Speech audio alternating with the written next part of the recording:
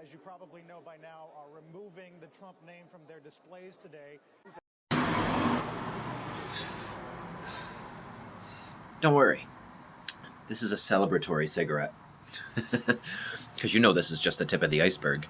You know, I mean, you probably already heard about it, where he has to get rid of his businesses, wow, I can talk, from New York City. It's just the tip of the iceberg. He's going to have to get rid of them everywhere, right? Remove his name from everywhere. His hotel's being taken down. So I was thinking about it and going through the comments of the video that I stitched this from.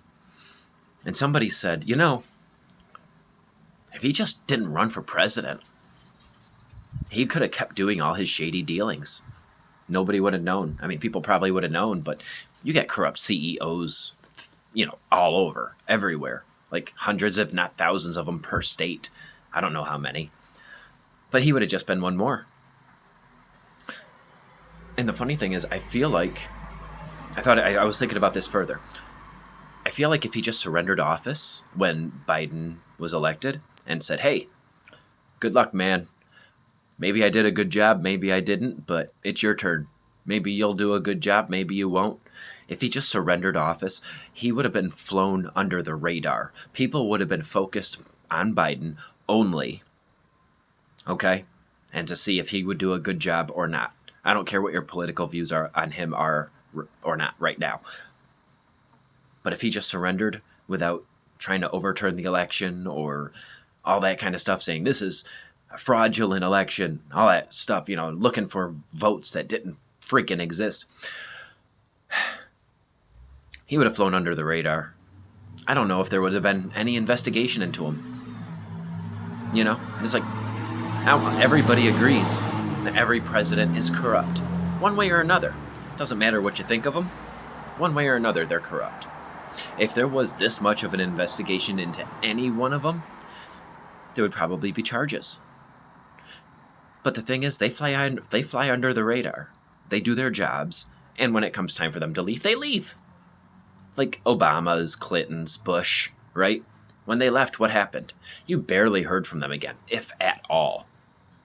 And when you hear from them, it's usually a simple message, powerful, but simple. Homelessness is skyrocketing in America. Unemployment is way too high, but it's usually simple. It's my opinion, now I don't know this to be 100% true, that if he just surrendered office, he would have flown under the radar. He would have been former President Trump. And that's it. Another corrupt CEO doing his shady dealings, tax evasion, like a lot of CEOs do, you know, just doing it fraudulently. But they don't get caught. They have a lot of lawyers, they have a lot of accountants to cover up everything. He would have been just one more, able to keep everything with the title former president and say, yep, I used to be president and I still own all these businesses. But no, he had to push. He had to push so freaking hard. You know, I can say that over and over again, and at this point I'm repeating myself. Long story short, you know the saying, you are your own worst enemy. And he talked himself into all this trouble. And it's not over. It's not over. There's so much more trouble coming for him. And it seems like the longer this takes, the more he keeps opening his mouth, trying to push it even further, opening more investigations, getting caught for more things.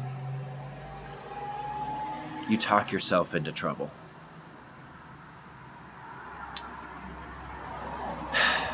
All this could have been avoided.